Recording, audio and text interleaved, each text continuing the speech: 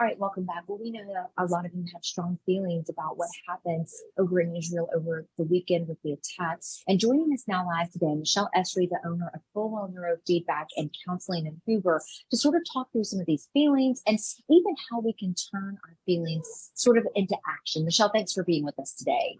Yeah, I'm really glad to be here today, Claire. So let's just start off by talking about this.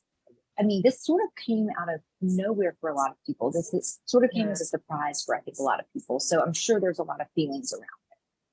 Yeah, we never expect major events like this, right? Unless we were in on the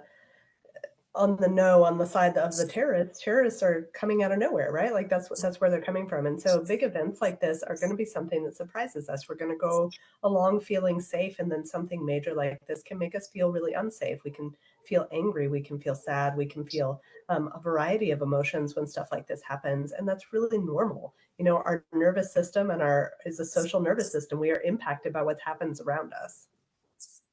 How can we sort of deal with those feelings? What should we do to make them healthy emotion?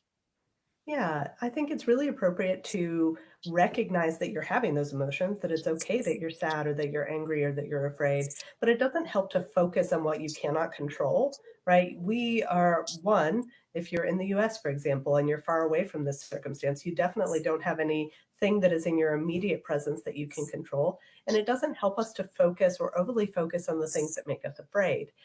When we just repeat those things in our heads over and over, it's really can lead to more harm than help, right? It doesn't lead us to anything good. It's much more helpful to focus on the things, not on fear, not on the things that we are afraid of or that are outside of our control.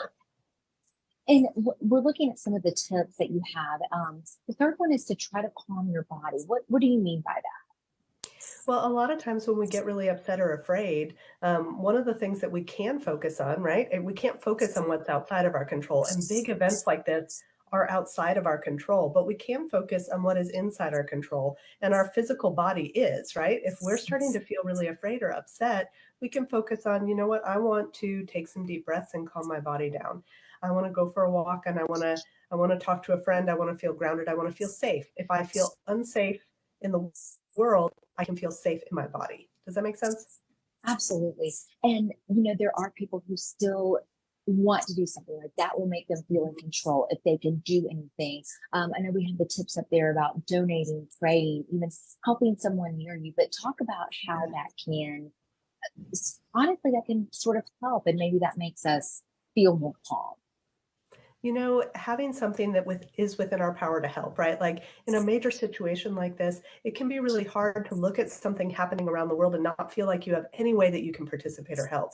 And so by choosing something that you can do that is within your control to do, you can help somebody near you, maybe within that community that's being harmed, maybe not, but you can help somebody near you. You can help your neighbor. You can focus on, there are a lot of people around here who will find prayer really, really helpful. It's something that they feel they can do that can make a difference.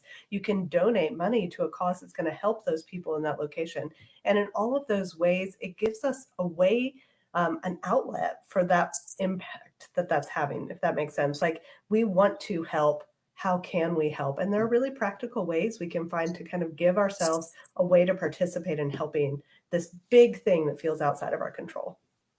Definitely some good advice there. Michelle, we appreciate you being with us. And I was going to tell our viewers that they can go to our website, WBRC.com, and we have some links on how people can donate or get involved. We've talked to several different Jewish organizations in our communities about how they can do that. Michelle, we appreciate you being with us today. Thank you.